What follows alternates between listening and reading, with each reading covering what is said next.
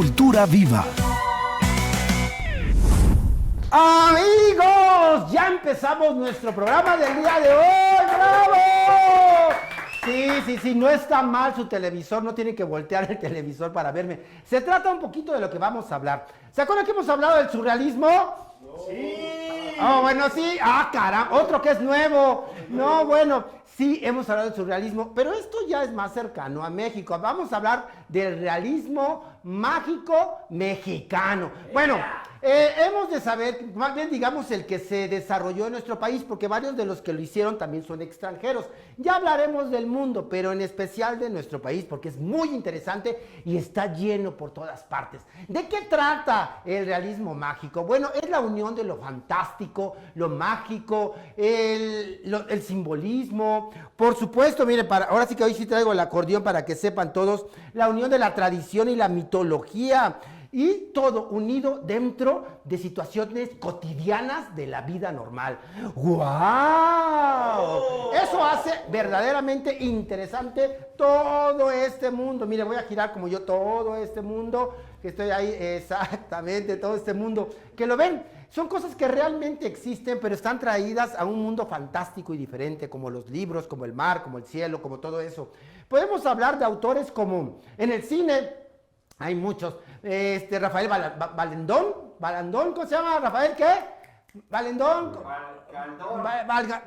Ándale, ese que hizo una gran obra que ya platicaremos de ella en el cine. También tenemos a Alejandro Jodorowsky, que hizo muchísimo de este cine aquí en nuestro país. También Luis Buñuel, por supuesto, que vino a romper después de que se exilia de España y viene para México y crea momentos extraordinarios. Aparte de que obras y también desde la carrera de grandes actrices como Silvia Pinal, donde logró que esta mujer ganara el Oso de Berlín por Viridiana, sí, wow. Y bueno, hablando de varias de sus obras, bueno, también está Simón del Desierto, que es un personaje extraordinario que hace la señora Silvia Pinal. Bueno, seguimos con esto. También autores mexicanos como Juan Rulfo, que hizo el famoso Llano en Llamas, ¿se acuerdan?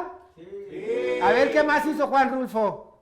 No se acuerdan, de veras, ¿cómo es posible? Actuales tenemos a Gabriela Esquivel como Agua para Chocolate, que también es todo un mundo fantástico dentro de una cuestión de cultura social, y estamos hablando también de una época específica, de la época mexicana, de principios del siglo antepasado, etcétera, y todo lo relaciona con la comida.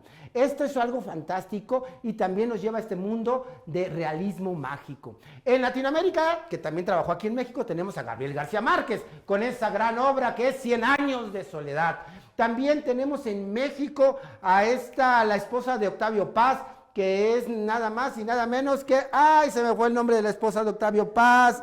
¡Ay! ¡Ah, claro! Elena Garro con obras como El Árbol, como El Hogar Sólido, por cierto, una obra muy interesante donde vemos la cripta familiar y en ella todos los demás personajes que han muerto a lo largo de los siglos están esperando a la última persona de esa familia. También tenemos de autores fantásticos, pues ya decíamos de Juan Rulfo, tenemos, ¿qué podemos decir de autores como Carlos Fuente, que hizo, la unión de mezclar la realidad con la ficción, etcétera? Y sí, de pintura, tenemos muchísimos, entre ellos Leonora Carrington. Este simbolismo también lo trajo en su momento, metiendo las cuestiones de las tradiciones mexicanas, la misma Frida Kahlo. Por eso ella decía que ella no pintaba sueños, como decían los surrealistas, sino pintaba su realidad. Y lo importante de esto es llevar la realidad a un mundo fantástico. Estamos hablando del realismo mágico mexicano. Y hay quien dudaba que eso pudiera llevarse a cabo. Sin embargo, podemos ver en la actualidad lugares como en Xilitla, el castillo de Xilitla. Ahí va a aparecer una imagen muy interesante, donde parece que es como un castillo que todavía no está terminado, pero no, significa que es la unión de este mundo fantástico que nos lleva a lugares que no podemos imaginar más que soñándolos y pensando en esta mitología y tradición que se une con la selva, con el bosque. Este lugar fantástico que están viendo aquí, que lo hizo Edward James, que se lo heredó, ¿a quién creen? A mi familia, Plutarco Gastelum. Se le heredó ¿no? Está en San Luis Potosí, vayan a verlo, es hermoso. No, ya no pertenece a nosotros, sino mira, lo reclamo. Ahora pertenece a la Fundación Banamex, ahora sí pertenece a México en otros sentidos y es un lugar verdaderamente bellísimo. Tenemos mucho que hablar, mucho que ver sobre el realismo mágico mexicano. Películas. Fíjense, algunos piensan que hasta esas películas del Santo, ¿se acuerdan? Santo y Blue Demon, tiene mucho que ver con esta cuestión de unir la fantasía con una realidad, con una necesidad, una cuestión medio extraña, pero al mismo tiempo propositiva. Nuestro cine, de ese sentido, el cine de luchas, el cine de las mujeres vampiro, de ese cine de terror de aquel entonces, se utiliza actualmente hasta como investigación, hasta como una cuestión de análisis de todo un tipo específico. Y bueno, grandes películas que llevamos a eso, pues está también la de Macario, que hizo nada más y nada menos que López Tarso. Y que como actor, un fuerte aplauso al señor López Tarso, donde quiera que esté, acaba de morir casi a los 99 años de edad y seguía trabajando y ¿qué creen? Representando también este personaje en las universidades. Este personaje abrió el campo de México en el mundo y en el cine internacional, entre ellos tanto en Berlín como en Cannes, como en Hollywood. Fue la primera película mexicana nominada al Oscar, con grandes cineastas. Ya platicaremos de eso. Estamos aquí en Cultura Viva y vean que tenemos muchos invitados muy interesantes, sobre todo Leonora Carrington. Y qué decir de nuestro invitado especial del día de hoy, que va a ser nada más alguien que ha llevado esos sueños a la realidad, que yo creo que es nada más y nada menos que Gerardo Quirós. ¡Fuerte el aplauso! Un soñador, un artista que también vive esa realidad mágica de llevar historias y fantasías en los escenarios. Aquí estamos en Cultura Viva.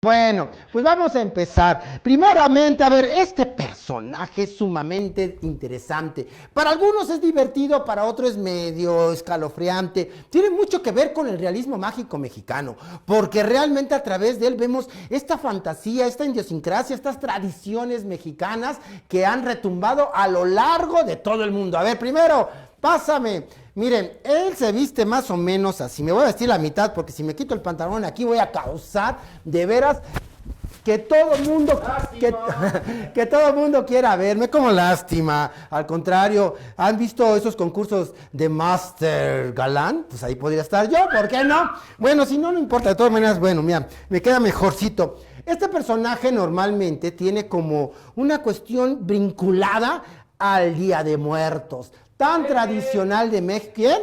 El peje. ¿Qué tiene que ver el peje en esto? No, señor, nada que ver. Perdone la incultura, acaba de llegar de Oaxaca, pero yo creo que estaba metido en algún lugar muy cerrado porque no sabe ni lo que está diciendo. A ver, pásame. Este personaje, fíjense qué interesante, nos está hablando de cosas como la relación específica con la muerte. ¡Ey! Hubo una película también hecha miren, también le poco habla de la muerte. Fíjense que este es muy realismo mágico mexicano también, este mundo de Coco. También el realismo mexicano podría ser que este personaje en algún momento se une entre la realidad y la irrealidad, la fantasía y la verdad y las tradiciones de muertos. Resulta que esta obra hecha de B. Traven, que no es mexicano, sin embargo la leyenda sí es mexicana. Eso no está muy claro para muchos. Hay un libro que escribió B. Traven que se llama Canasta de Cuentos Mexicanos, que es una recopilación que hizo por todas partes en México para hacer este libro. El autor no es mexicano, pero las leyendas sí lo son. Se hizo una obra de teatro también, se hizo en cine. Y con este personaje y esta película se abrió ahora sí el panorama de nuestra cinematografía a nivel mundial. Estuvo a punto de ganar, porque ganó varios premios internacionales. Les decía yo que en Alemania, en Cannes, bueno, en Berlín, etc. En México se llevó todos los Arieles. Pero estoy hablando precisamente de que perdió en los Óscares, Óscares, iba a decir, los Óscaros, esos son otros, en los Óscares, que se presentó por primera vez, México fue nominada en 1960. Esta película se hizo en 1959, pero sale a concurso en 1960. ¿Quién creen que nos ganó? Otro gran cineasta. Ingmar. ¿Quién se atrevió? A ver, Ingmar Bergman. ¡Oh! Y nuestro director era Rafael Gabaldón de esta película. Yo creo que ya más o menos saben algunos de lo que les estoy hablando. En esta película también, bueno, nos ganó Ingmar Bergman con una película que se llamaba El Jardín de la Doncella. Verdaderamente una gran exposición de la cinematografía mundial. Pero lo interesante es que estaba ante los grandes cinematógrafos del mundo, entre los grandes directores. Y bueno, miren, ya aquí tenemos el último. Esta película la protagonizó López Tarso, que fue la que le abrió el campo mundial. Ya saben cuál. Y también Pina Pellicer. ¿Quién creen que era el fotógrafo de esa película? ¡Gabriel Figueroa! ¿Y qué creen? La teníamos de ganar. ¿Quién creen que era el guionista de la película? Emilio Carballido, uno de los grandes escritores, dramaturgos, periodistas del siglo pasado y que aún influye en este siglo. Verdaderamente una joya. Y ya saben de quién estoy hablando. Aquel personaje que por tener un pollito, ¡ay! ¿Ya vieron? Sí. Agarra y ¿qué creen? Se lo ofrece a la seño Muerte que tenía mucha hambre. Seño Muerte, nomás no se me vaya a atragantar, ¿eh? Y la seño Muerte se lo come y le dice, por haberme dado de comer, te voy a dejar que me veas ante los muertos. ¡Ah, sí! ¿Para qué quiero eso? Pues para que cuando los veas y yo no esté en su cabecera, los puedes salvar. Y cuando no, le pones este toniquito. Y entonces no se salva. Entonces ya Macario andaba por todas partes vendiendo ahí para poder salvar y cuando no decía, ya me agüitaste las cosas y se llevaba al muertito. Lo empiezan a corretear y es cuando llega a un lugar como este, miren. Y ya estamos en esta caverna, aquí hay que guardarle mucho respeto. Han de saber que el personaje que sale aquí en Cultura Viva está inspirado en este Macario también, para que lo sepan. Ah, y otra cosa que no les había yo dicho. Macario de pronto se echa a correr desesperado porque ya lo quieren linchar porque no salvó a la hija del patrón, porque se apareció la seño Muerte y le dijo, a esta no. Entonces cuando corre desesperadamente, ¿y qué creen? Ya sin contarles desde el final de la historia de la película, que deben de verla, entra a esta cueva y se da cuenta que cada vela que ve ahí es la humanidad completa. Y eso no es lo peor. Ve una vela extinguiéndose y le dice la seña Muerte, esa eres tú. Cultura Viva.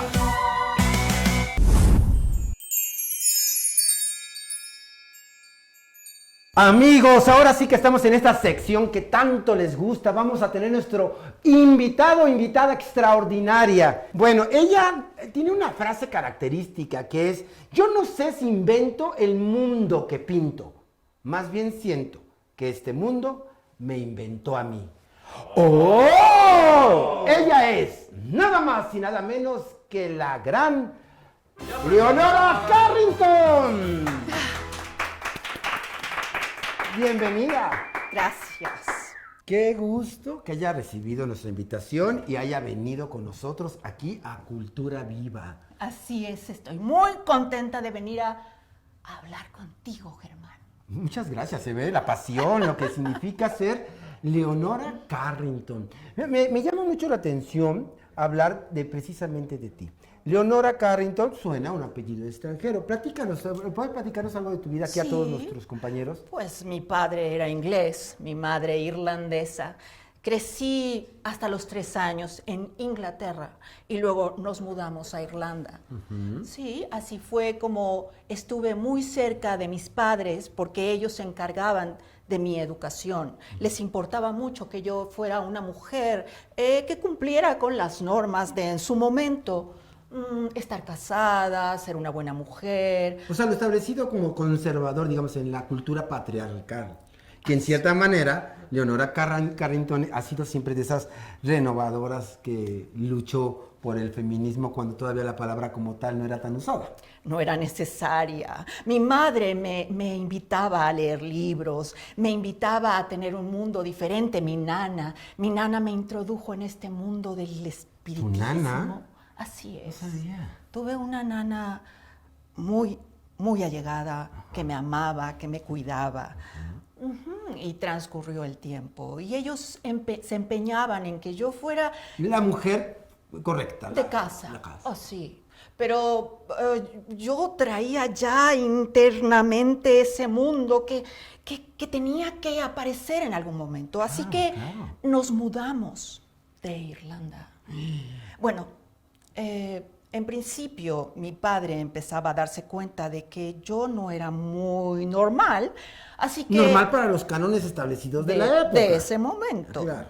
Y entonces sugirió que fuera a un internado. Y me internaron y para tener buenas costumbres como mujer, tú sabes, ¿no? Esos No, lugares. porque soy hombre, pero lo entiendo, te entiendo. La entiendo, señora Leonora, discúlpeme. Es que es otra época, ¿no? Tienes toda Pero ahí es razón, donde te enamoraste del pintor, ¿o fue más...? Adelante, en París, en la escuela de París. Pero antes de llegar a París, yo estuve en Florencia, estuve en Italia, donde estuve en una gran universidad, donde aprendí las técnicas de la pintura, de la expresión. Fue cuando empezó a decir, esto es lo mío. Esto es lo mío, tú sabes, tú lo sabes. Y entonces, de ahí fue que mi padre no estuvo muy entusiasmado con que yo estuviera estudiando arte, pintura, el desarrollo de las manos, de la escultura. Y entonces me hizo que me mudara a París, en donde también estuve en la otra universidad artística y ahí conocí a mi amado, mi querido Max Ernst. El pintor. Max Ernst. Que también te introdujo a este mundo, ¿no? Al mundo del surrealismo, ¿o no? Él era surrealista. Bueno, debo decir que tenía 26 años más que yo. Sí. ¡Wow! Ya tenía una gran trayectoria en el arte, ya tenía un gran reconocimiento. Y yo le aprendí mucho. Pero al final, tú sabes, él copiaba muchas de mis imágenes. ¿En serio? Sí. Él plasmó en su arte lo que yo le transmitía, lo que él veía de mi arte. Sí, ese fue, no el final, pero una parte de la historia, de esta historia pasional. Y entonces mi padre se enteró de que yo estaba enamorada. De que estaba enamorada de Max Ernst. Y dedicarte al arte, y un hombre mayor. Y de que él era casado. No Él era sabíamos. casado. Y entonces mi padre, por supuesto que se opuso. Ajá. Y mi madre también, porque ellos estaban en esa escuela de París. Aparte de estudiar arte, estaba estudiando para ser una mujer de buenos modales, educada para ser un objeto de lujo en Y es cualquier cuando te lugar. declaran, estás loca. Todavía no. Ahí, Todavía no. todavía con Max Ernst, entonces mi padre se enoja tanto que entonces me manda a otro internado, ahí sí, del que yo no puedo estar. Las personas del internado me corren porque yo soy incontrolable, ineducable, no hay quien pudiera educarme. Claro. Entonces, pues, me internan. En un psiquiátrico. En España, Manicomio, ¿no? así es. Manicomio más bien en España. Así es, el término es muy crudo, pero es el término real. Muy joven, 30 y tantos años apenas. Ajá, creo que sí. Bueno, un poco menos, como unos 28 años, sí. Y ¿tú tienes idea de lo que es estar en un manicomio? No. Pues horrible. No, gracias a Dios, todavía no. Yo estaba frenética, porque lo que sucedió es que Entró la Primera Guerra Mundial, entonces los alemanes, Max Ernst era alemán. Y entonces... ¿La segunda o la primera? Perdón, La Segunda Guerra Mundial. No, la primera. La Primera Guerra la Mundial. primera, la primera, sí, sí. Entonces, oh, claro, mi amigo, exacto, Alemania. Él era alemán, Max Ernst era alemán y estaba en Francia. Lo toma el Segunda ejército, es la segunda, sí, esta cabeza. Lo toma el ejército, yo enloquezco y entonces es cuando mi padre me interna en el psiquiátrico. Y no quedando contento con eso, decide que debe mandarme a otro psiquiátrico en Sudáfrica, más lejos aún.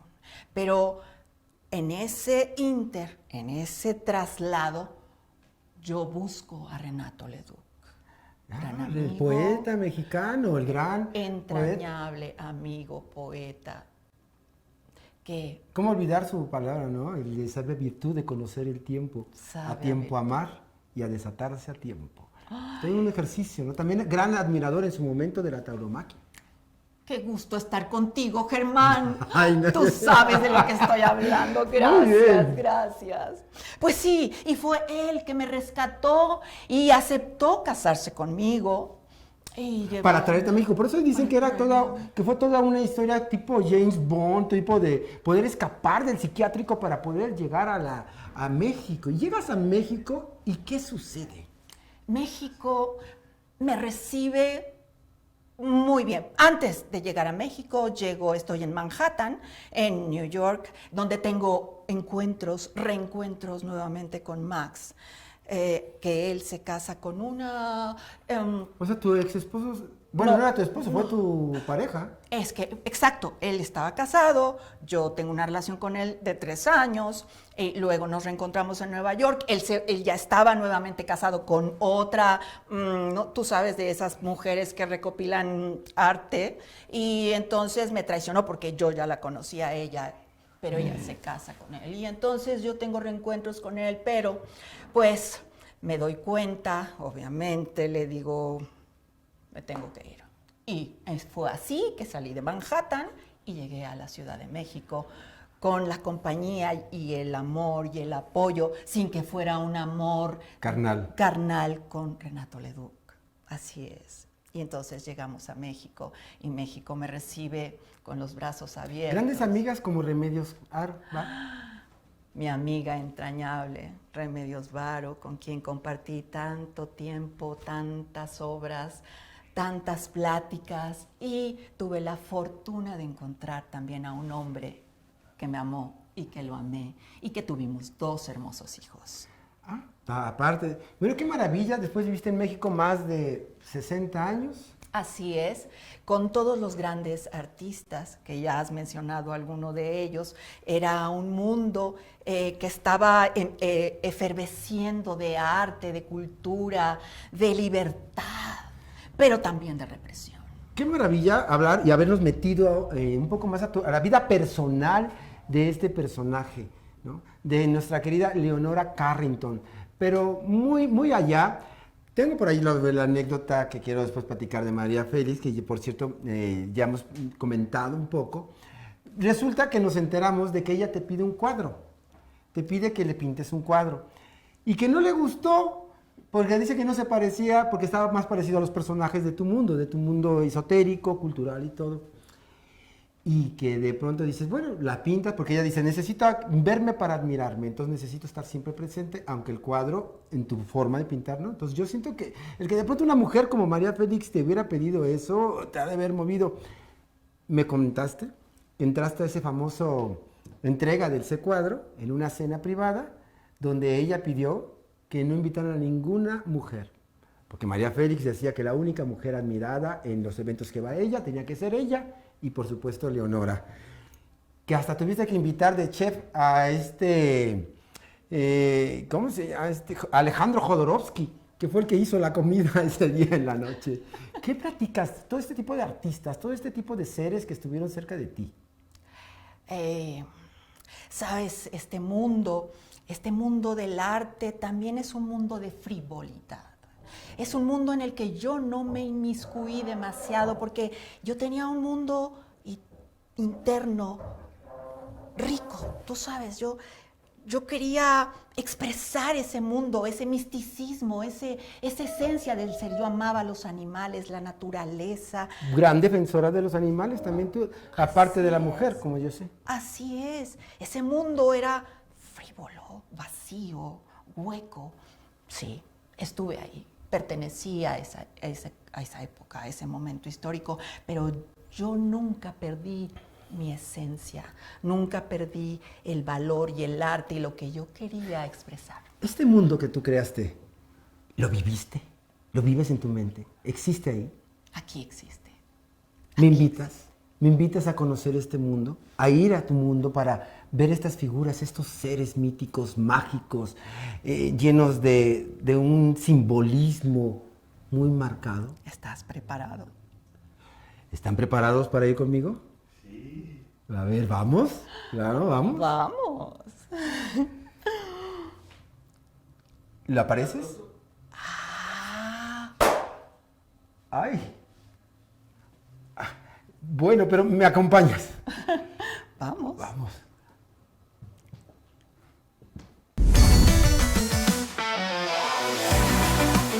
Cultura Viva. Ahí te encargo el llamado para técnicos, por favor, mañana antes de las 10. Gracias, amigo.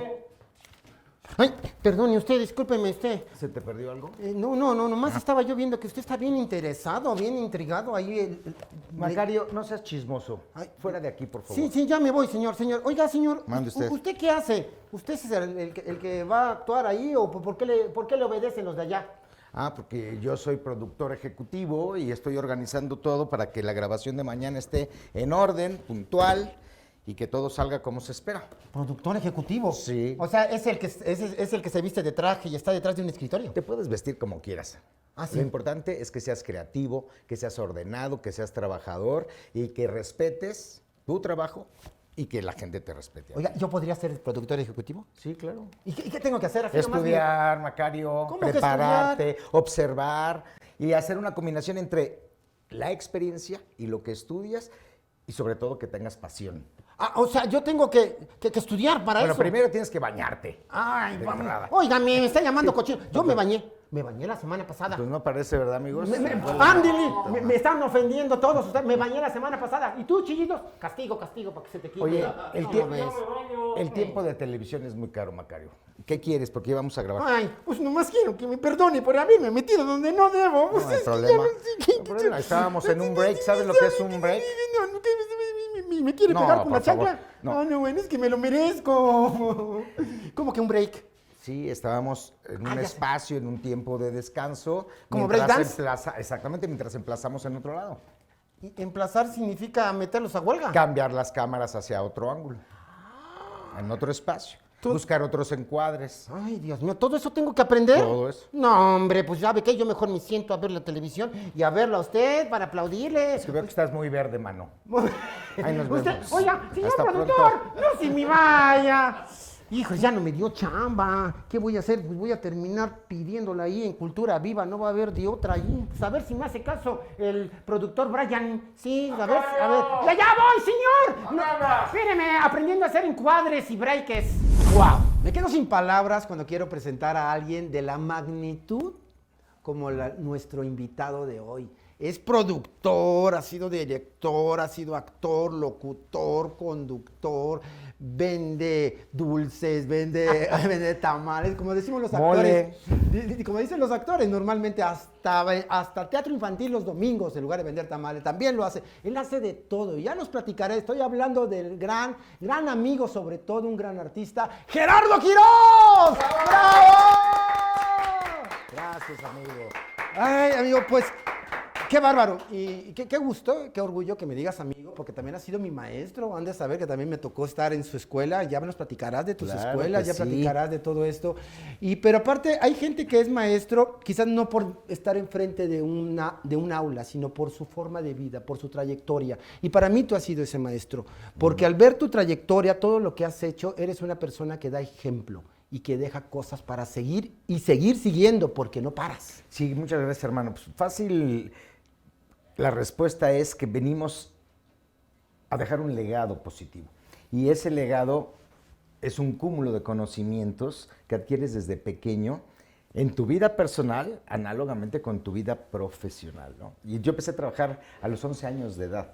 11. Y fui muy observador desde el principio como modelo, como niño actor, en teatro, en cine, en televisión, pero sobre todo empezamos mi hermano y yo en televisión y yo comencé a orientarme prácticamente hacia la parte creativa, a la parte metodológica de producción, Pero espérate, etcétera. perdón que te interrumpa, Ajá. pero la gente no lo sabe. No lo sabe, Porque exacto. nosotros nada más te veíamos en pantalla, Sí. te veíamos, bueno, algunos en teatro, porque Sí. también hacías mucho teatro. Platicábamos, ahorita me vas a platicar un poco de lo de cine, porque ha hecho cine con personalidades que no te imaginas, ¿eh? Y que no sabe la gente, No que eso es lo que saben, sí. molesta, porque a veces pensamos que tú eres simplemente el actor que salió en Papá Soltero. Eso es lo que se acuerdan, claro. Imagínate, y claro que marcó un Sí, sí. antes y un después también en tu vida, Claro, no lo dudo. Ha sido de lo más importante. Pero es lo que más ve el público, la televisión abierta, que en aquel entonces no había más que la televisión abierta. Difícilmente había cable o algo así. Y ahorita tenemos la lucha al revés, estamos en televisión abierta y estamos luchando contra los del cable para que nos Exacto, vean. pero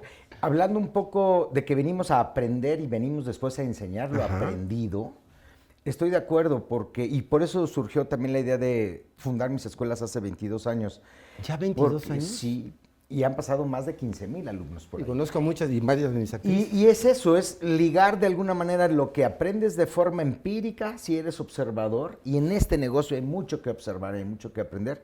Y claro, la parte académica, la licenciatura en comunicación y relaciones públicas, los posgrados en producción, en live show, todo eso sirve, pero creo que el equilibrio, como todo en la vida, es la clave del éxito. Y el equilibrio es qué observo y qué aprendo de lo que no se debe de hacer, de lo que sí se debe realizar a través de esa observación. Bueno, la experiencia. Y todo lo que y que te vayas adaptando a la nueva forma de expresar la comunicación, ya sea a través de las artes escénicas o incluso como escritor. La porque oratoria, la aquí política, aprendemos a todo, ¿no? El escribir, todo lo que significa los comunicadores. Un artista que tiene que tener claro es un comunicador social. Totalmente. Es una persona que está hablando de su tiempo y de su hoy. Yo fíjate, muchas veces les decía eso a los artistas. Tienes que leer, tienes que cultivarte, tienes que meterte, porque tú eres el comunicador de tu entorno actual. Y si no, ¿qué comunicas? Así si no es. tienes esa capacitación. Qué interesante lo que estás diciendo, porque ahorita hablamos de escuelas, hablamos de muchos diplomados, cursos. Yo veo las redes inundadas de talleres. Pero en la época cuando estamos empezando, ¿ya cuántos años llevas en esto, Gerardo? Fíjate que como actor acabo de cumplir 46, En ese entonces, pero yo era muy chiquito. Pero digamos que en la parte de producción empecé como asistente de producción, justo en esa etapa en donde me empieza a faltar trabajo porque cambio de niño a adolescente y es crítico. Qué cruel, y luego de ¿no? adolescente a adulto. Claro. Y no quise quedarme sin hacer nada. Y entonces empecé a asistir dirección en producción de comerciales de televisión, en programas incluso de televisión, hasta que regresé otra vez a actuar, pero ya estaba sembrada en mí la inquietud de aprender a producir, a dirigir escena, a traducir y adaptar ciertos textos. ¿y no te pasaba que de pronto decías, bueno, yo quiero hacer esto y no sabías si se estudiaba o no? Sí, Era claro. una necesidad de hacerlo, ¿no? Sí, ahora hay Empezar más a ver. opciones, pero en aquel entonces... Era, agárrate A como ver, por puedas. ejemplo, por eso creé de alguna forma ProArt. SECAP, que ahora se llama ProArt. Cuando yo quería estudiar, por ejemplo, canto, danza teatral y actuación, tenía que ir a 3 escuelas distintas. Y empezar de cero. Y casi no había escuelas No especializadas, había. pero que además estuvieran certificadas. No, menos. Y entonces Menos. la idea de tener una escuela más completa es esa, que en un solo lugar puedes aprender todas las disciplinas artísticas. Y volviendo al tiempo de la producción, mi pasión me llevó hacia la producción de televisión primero, produje varias series en Televisa, pero también al mismo tiempo a la que más me emociona, que es la producción y la dirección en teatro. ¿Por Que qué? casualmente, porque no hay como el contacto vivo con un intérprete. La reacción que inmediata, te ¿no? emocione, que te haga sentir, identificarte, reír, llorar. Que te conmueve, que en ese momento Así dices, es. bueno, está pasando las cosas. Si no están pasando las cosas, no es teatro. La emoción despierta la pasión. Exacto. Y la manera más inmediata de que capture tu emoción un intérprete es tenerlo ahí sufrir con él, sonreír con él y hacer empatía entre, obviamente, el actor, la actriz y el público. Y eso te retroalimenta. Y por eso también es un poco complicado, porque a veces tu pasión no es igual que tu afición.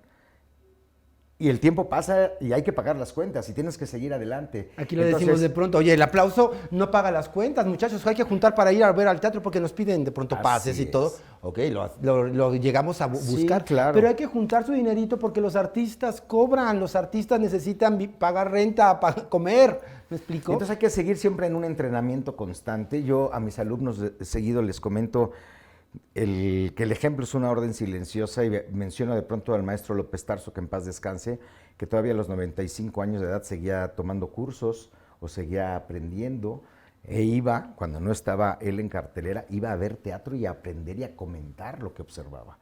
Pues en otras actores. palabras, nunca dejas de aprender. Los grandes actores encumbrados, ¿no? Sí. Tuvimos el contacto en algún momento con Meryl Streep y decía, es una mujer que tiene una capacitación constante y continua y la gente no lo sabe. La gente cree que ni simplemente se levantó en la mañana y ya soy la gran estrella. El eterno entrenamiento. Eterno, de no eso queda le de hablo otra. yo a mis muchachos y muchachas en nuestras escuelas. Y también he tenido la oportunidad de hacer cine, que el cine te da otra perspectiva de la mecánica, de la organización, del orden. Y he tenido, igual que tú, la oportunidad de trabajar con compañías extranjeras. Tuve el gusto de trabajar en una película inglesa con Anthony Hopkins. Es lo que quería llegar. Ajá. Con Anthony Hopkins, o sea, tú lo conociste. Ganador de Oscar. No, y mis escenas, casualmente, ¿Eran? todas eran con él. Bueno. Aunque era un personaje chiquito. Y aprendí mucho porque además él terminó dirigiendo la película. ¿Qué película? Se llamó One Man's War, la guerra de un hombre solo. Así la podemos buscar. Sí. Y él terminó dirigiendo la película por una complicación que hubo en la producción internacional. Y era una coproducción inglés-americana. Y en esos 20 días aprendí lo que a lo mejor en 4 años no. Claro. El orden, el respeto a cada área, el funcionamiento de toda la maquinaria cinematográfica en base a ciertos liderazgos área por área. El trabajo emocional. Cómo un actor o una actriz tiene que tener su espacio y su ambiente antes de cada escena. Maravilloso. El cómo todos los colaboradores de producción tienen un respeto especial al actor, aunque sea un actor o actriz que tengan una escena en todo el film, por ejemplo. Eso nos pasó tristemente hablando cuando vas a estudiar a otros países, donde ves que la cultura la manejan de otra forma. Y fíjate, los técnicos manejan un lenguaje común. Total. Y en México nos pasa diferente, como que cada producción o cada técnico tiene su propio lenguaje. Totalmente. Entonces empieza un caos de que, oye, tú hablas así, yo digo esto, tú hazlo rojo. Me pasó mucho en Estados Unidos una audición donde hubo precisamente, llega una actriz latina y dice, ¿qué quieres que sienta? ¿Qué quieres que y el escenógrafo, el camarógrafo le dijo, señorita, usted no quiero que sienta nada, yo quiero que viva lo que está haciendo y las emociones surgen en su momento. No me ande inventando emociones porque es falso. Y yo decía, qué chistoso, el camarógrafo le está dando las indicaciones. Tienen una preparación también múltiple, multigenérica, no solamente aprenden a manejar un lente, un encuadre, un movimiento, un dolly. Oye, no, aprenden cosas, ellos también están empapados de los artistas. Y claro, entonces, de todo. Entonces el de trabajo, las técnicas. Y el trabajo entonces se perfecciona. Bueno, pues muchísimas gracias. Al contrario, gracias a ti. Me quedo con todo lo que me enseñas, con todo lo que nos enseñas. Ya ven, les decía yo que es un gran maestro también. Acaba de darnos una gran lección, una gran cátedra de todo lo que significa ser productor, ser un hacedor del arte y del teatro y la cultura en nuestro país. ¡Seguimos en Cultura Viva! ¡Aquí estamos! Felicidades.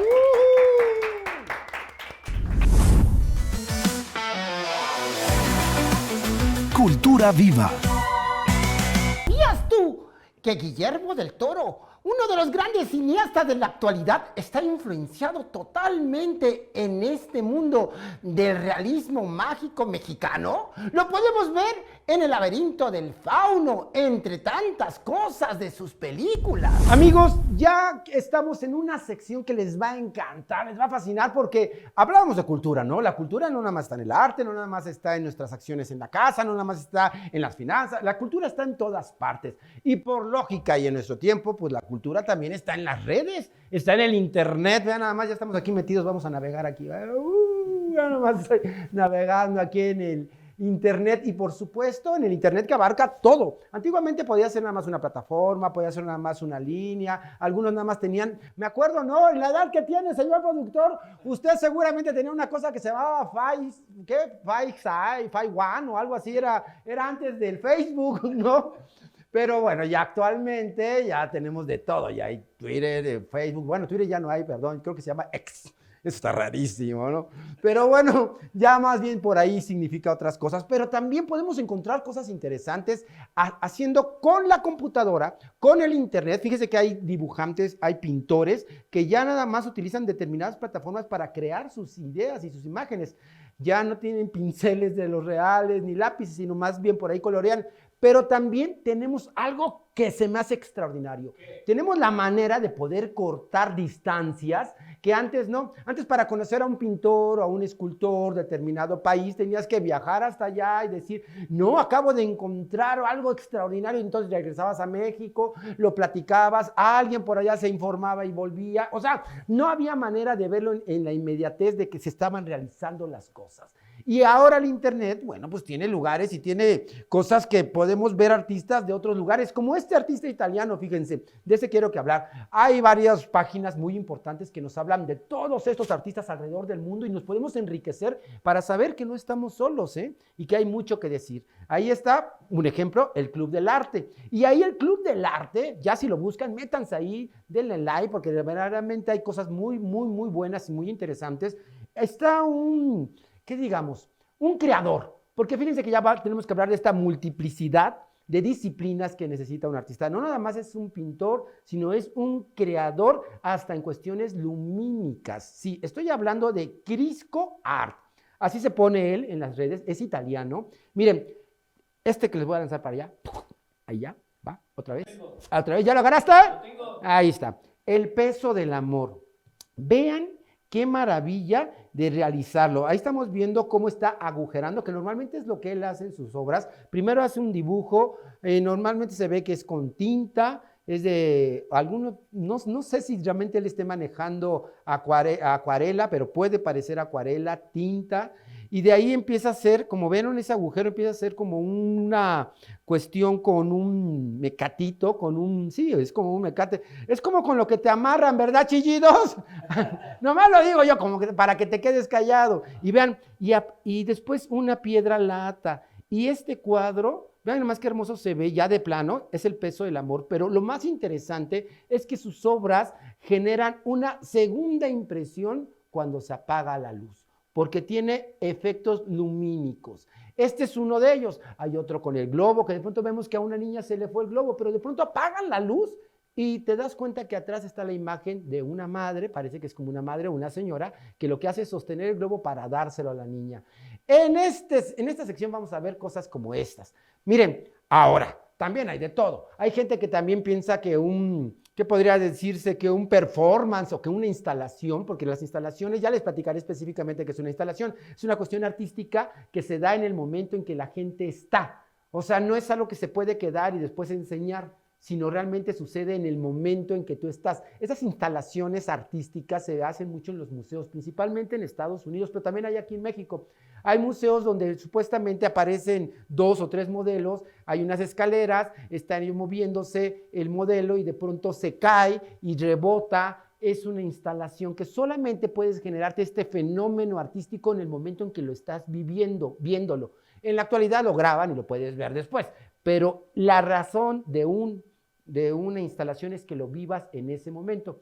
Vean donde se ven unos, ¿qué serán? Son unos botes, sí, son como botes, ¿no? Como los botes con los que tú manejas, con los que llevas el agua, chillidos, algo así. Que aparta los lugares. Ándale, con que aparta los lugares. Malvado, que esta semana no me apartaste del mío. Me tuve que estacionar casi hasta la televisora vecina. Claro, nada mejor que 8.4. Ya lo dije, Anesma 8.4. Bueno, ahora sí. Entonces, vean lo que está sucediendo, vean otra vez, porque estuve yo hablando, yo que sé que me pusieron más atención a mí que a lo que sucedió en la imagen, y que no creo, y entonces, ¡paz! Se caen estos botes. Mi pregunta ¿es arte? ¿Es algo interesante? Es una instalación que te deja algo, porque esa es la cuestión del arte, ¿eh? Te tiene que dejar algo, te tiene que decir algo, aunque sea de malas, aunque te molestes o enojes, si te genera algo, es arte. No tiene que ser ni bonito ni feo. ¿Qué te generó? ¿Qué te generó? A mí nada más me deja, pero chava. Ah, sí, ya se ve. Igual que los botes, ¿eh? Quedaste enterrado en arena. Bueno, vean, ¿es o no es arte? Lo dejamos a tu decisión. Y si tienes alguna otra página, tienes alguna otra cuestión que quieras platicarnos de internet sobre estas cuestiones artísticas, sobre estos grandes artistas, pues escríbenos para que nosotros podamos hablar de ello y claro, te daremos tu crédito. ¡Cállate! Te daremos tu crédito. Nosotros seguimos aquí en Cultura Viva. ¡Bravo la sección! Y yo me voy nadando hasta el foro. Por el internet. Ay, ¿por qué no? Ay, pues qué lástima, ya acabó este programa tan interesante, lleno de tantas cosas, de tanto realismo mágico que verdaderamente nos ha impresionado aquí en México. Y vaya que vamos a estar hablando constantemente de esto, tanto en nuestro país como en todo el mundo. ¿Y qué creen? Hablando de esta cosa medio rara, medio de esta irrealidad, fantasía metida en la realidad social y que va esta combinación medio extraña, fantástica, medio, ¿qué podemos decir? Escabroso, pero también algo muy peculiar, es cosas que encuentras de pronto en el internet. Sí, miren, voy a mandarles esta imagen. Vean, lo vamos a ver aquí y esta imagen va para allá. Estamos viendo Le Moulin Rouge.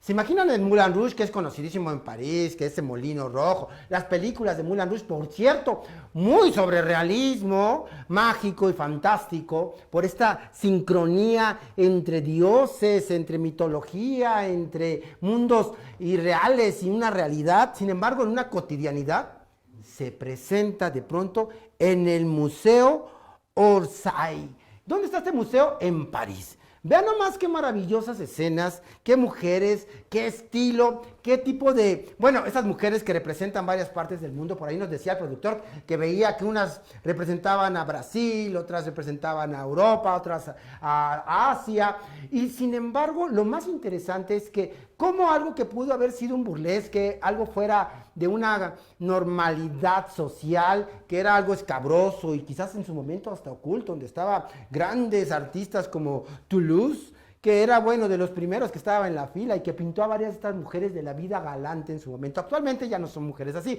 son bailarinas, son verdaderamente expositoras del arte, de la belleza femenina, pero también de esta magia que nos lleva el can-can, ¿se acuerdan?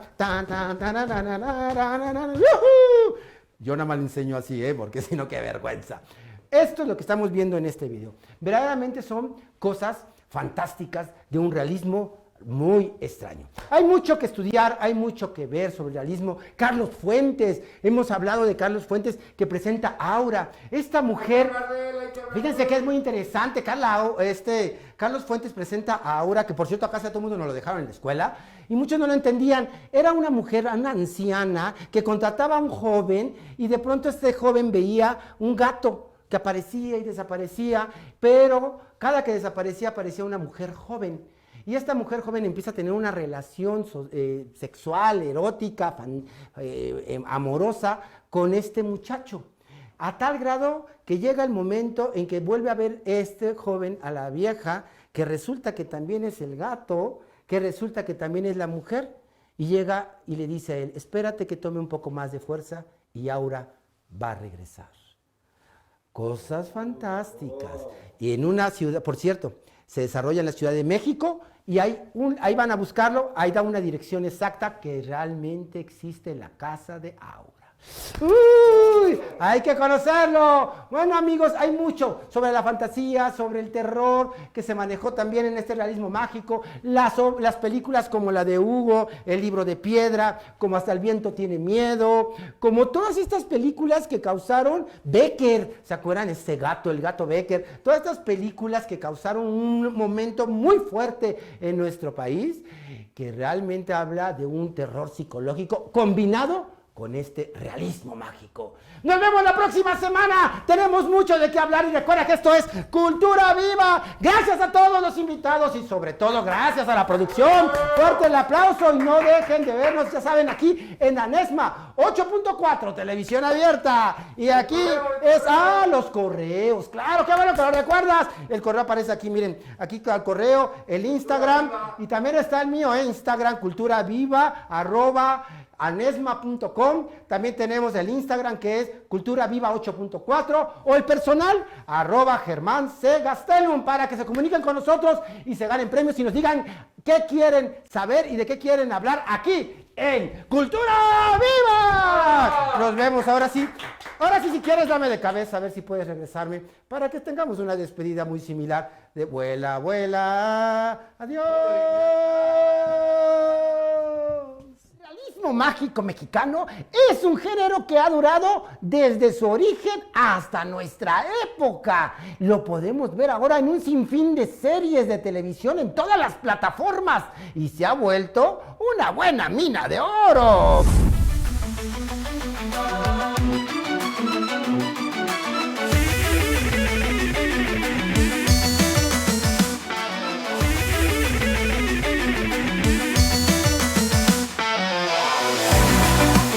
Cultura Viva.